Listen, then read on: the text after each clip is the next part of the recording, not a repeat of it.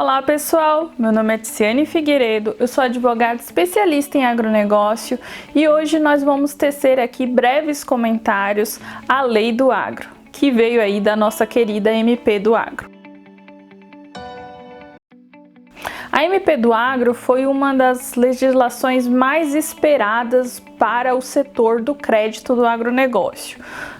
Tinham muitos interesses envolvidos, tanto dos credores quanto dos produtores rurais, porque ela traria, e ela trouxe aí na sua conversão de lei muitas mudanças, e a expansão de possibilidades de garantias para o agronegócio. Então ela é de suma importância, ela é muito interessante. Só a nível de curiosidade, a MP em si teve cerca de 349 emendas, até ser convertida aí no dia 7 de abril em lei, que foi a Lei 13.986 de 2020. Então a Lei 13.986, que é a Lei do Agro, ela trouxe muitas inovações e o que possibilitou um terreno fértil para que ela pudesse florescer, se pudermos assim dizer, foi que a gente já ter aí na nossa legislação a Lei da Liberdade Econômica, que veio com o intuito de digitalizar e desburocratizar vários processos, e além disso o cenário em 2019 do Risco Brasil estava muito interessante, porque o nosso Risco Brasil estava baixo, e o Brasil, inclusive, foi o quarto país a mais receber investimentos aí estrangeiros. Então, a MP do Agro, e aí a sua conversão em lei, ela vem também com esse intuito, além de trazer mais possibilidades de garantias, também trouxe possibilidades de investimento de capital estrangeiro no nosso agronegócio. Vamos ver quais foram as principais alterações? O primeiro que eu vou falar aqui é o Fundo Garantidor Solidário. O Fundo Garantidor Solidário, ele ficou conhecido na MP como Fundo de Aval Fraterno. Na sua conversão, ele sofreu várias mudanças. Por exemplo, antes ele se chamava Fundo de Aval Fraterno, agora ele se chama Fundo Garantidor Solidário. Antes ele era mais voltado para bancos, hoje ele é voltado para qualquer tipo de credor. Antes ele tinha um viés mais de renegociação e agora podemos vislumbrar ele inclusive na abertura e concessão de crédito.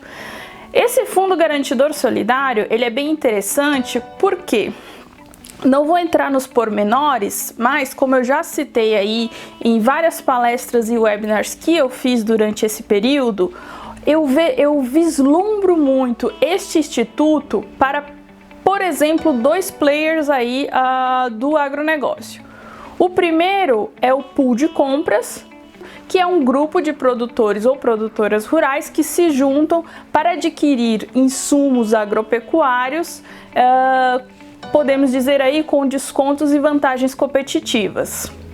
Não necessariamente eles são solidários entre si na sua estruturação de pool de compras e nem sempre eles têm uma estrutura jurídica de fato. E o outro instituto que eu verifico muito se enquadrando também aí no Fundo Garantidor Solidário é o grupo familiar, que é aquele grupo de produtores e produtoras rurais que constituem uma família, não necessariamente atuando na mesma fazenda, mas que acabam trabalhando um integrado ao outro. Então, esses dois institutos são os que eu mais vislumbro sendo desenhados aí no Fundo Garantidor Solidário.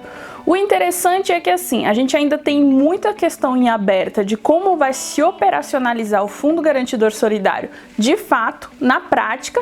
O que a gente pode de pronto deixar é que vai ser um fundo, ele vai ter um estatuto, ele tem toda uma questão, vai ter a integralização dos bens, a divisão das cotas, mas a gente ainda vai entender como é que ele vai se dar na prática. O próximo tópico é o patrimônio rural em afetação.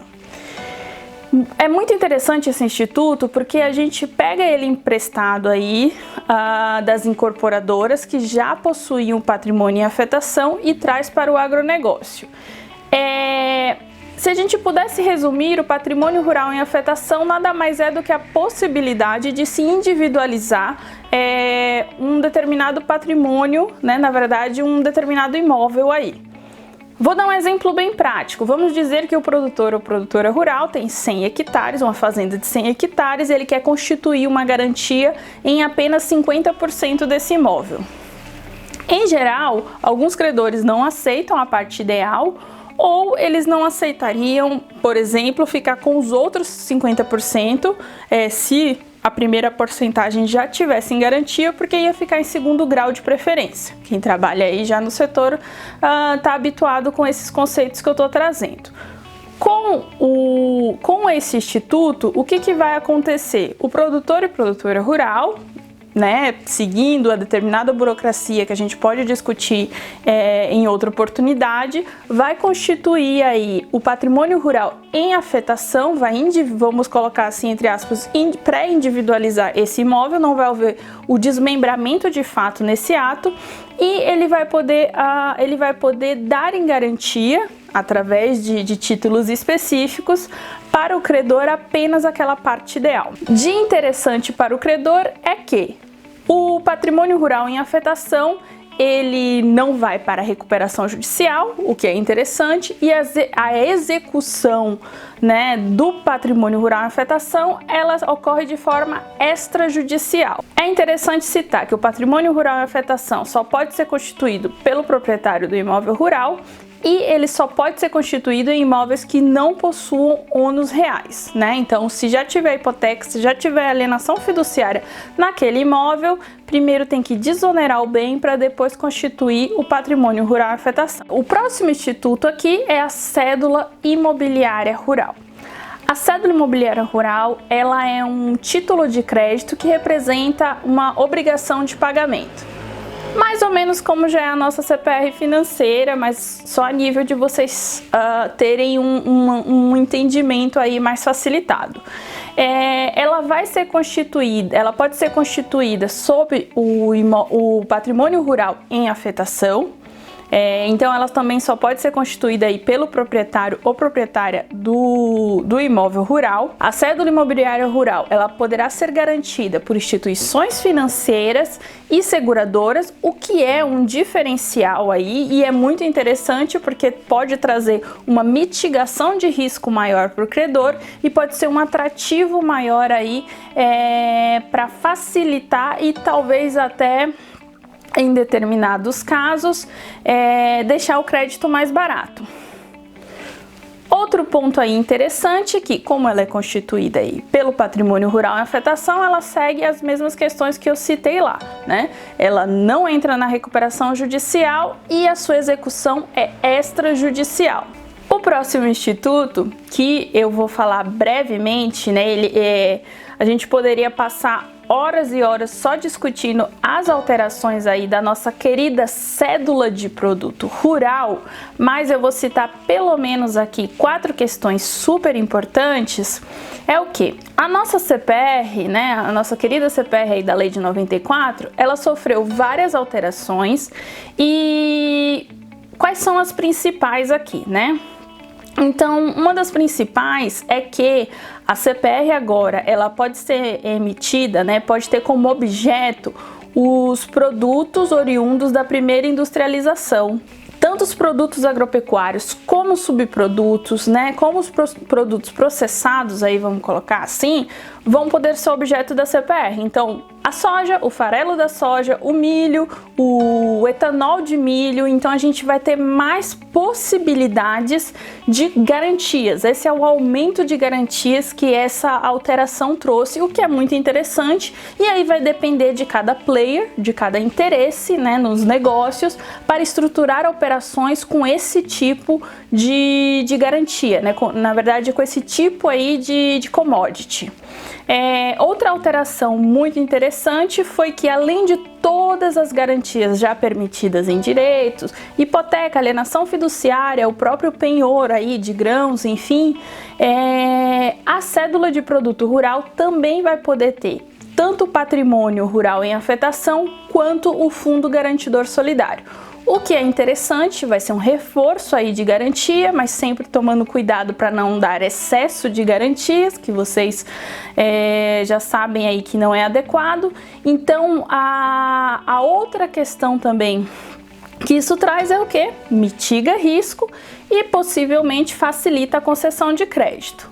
Outro ponto interessante, que a CPR, na sua modalidade aí de CPR financeira, né, que a gente chama de liquidação financeira, ela vai poder ter a variação cambial, né, com a questão dos juros aí. E assim, esse ponto que eu sempre falo, quem me acompanha sabe disso, é que assim, a CPR em moeda estrangeira, ela não é uma novidade para a gente que já operacionaliza, principalmente aí a gente que trabalha com barter financeiro, dentre outras operações. A gente sempre trabalhou com a CPR em moeda estrangeira, né, porque a lei possibilitava isso, seguindo lá os critérios legais que a lei de 94 já trazia. No entanto, aqui a gente tem uma ampliação e a gente também tem talvez uma especificação que traz talvez um conforto e uma segurança jurídica maior para aqueles que não se sentiam confortáveis em seguir as modalidades financeiras em moeda estrangeira. Vamos colocar assim. Além de várias questões econômicas que essa alteração também vai trazer aí para alguns players do mercado, principalmente as instituições financeiras. E por último, e não menos importante, que é o nosso alerta, né, é que além do registro, pensando aí nas CPRs que tem garantia real, óbvio, né, além do registro que a gente já está acostumado a fazer aí no cartório, a partir do dia 1º de janeiro de 2021, a gente vai ter também a necessidade do registro em instituições aí cadastradas pelo Banco Central, como por exemplo a B3, né, que é a antiga bolsa aí de valores que a gente chamava. Essa é uma alteração um tanto polêmica, a gente ainda está discutindo muitas questões, principalmente de que, de certa forma, vai aumentar o custo de registro, né? Vai aumentar também o tempo de registro, já que eu vou ter que fazer 2, mas isso aí ainda está em aberto e a gente ainda está discutindo. Mas eu achei importante trazer aí para vocês. Bom, e aí para finalizar com chave de ouro, eu vou trazer último comentário, a última alteração que eu achei super importante, que é sobre a questão de aquisição aí de terras por estrangeiros, né? A lei ela não alterou, isso é importante a gente ressaltar, que a lei não alterou a aquisição necessariamente, vamos colocar assim, a compra de imóveis rurais por estrangeiros. Ela alterou as vedações para aquisição de terras por estrangeiros a partir de concessões de crédito. Esse imóvel não vai entrar nas limitações legais lá de aquisição de terras por estrangeiros, inclusive em faixa de fronteira. Esse é um tema muito interessante, por um lado, principalmente para as empresas que não se sentiam confortáveis e para constituir determinadas garantias. No entanto, é importante ressaltar aqui que algumas questões ainda estão sendo discutidas e, como eu já citei em várias oportunidades, alguns agraristas estão discutindo aí se essa alteração aí na legislação não é passível de ação direta de inconstitucionalidade, tá? O que é muito interessante, o que a gente tem que ficar de olho. E aí, por último, eu acho que a lei ela trouxe outras alterações que merecem destaque. Eu ressaltei aqui as que eu achei mais importante, pensando como alguém que trabalha diretamente na concessão do crédito e na análise de crédito aí pelo viés jurídico. Mas vale a pena aí vocês lerem com calma a lei, verificarem aí os materiais que estão disponíveis sobre essas alterações, estudarem de forma crítica, porque ainda cabe muitas questões aí para serem discutidas sobre essa alteração, sobre essa lei que altera, né, as outras leis aí em vigor.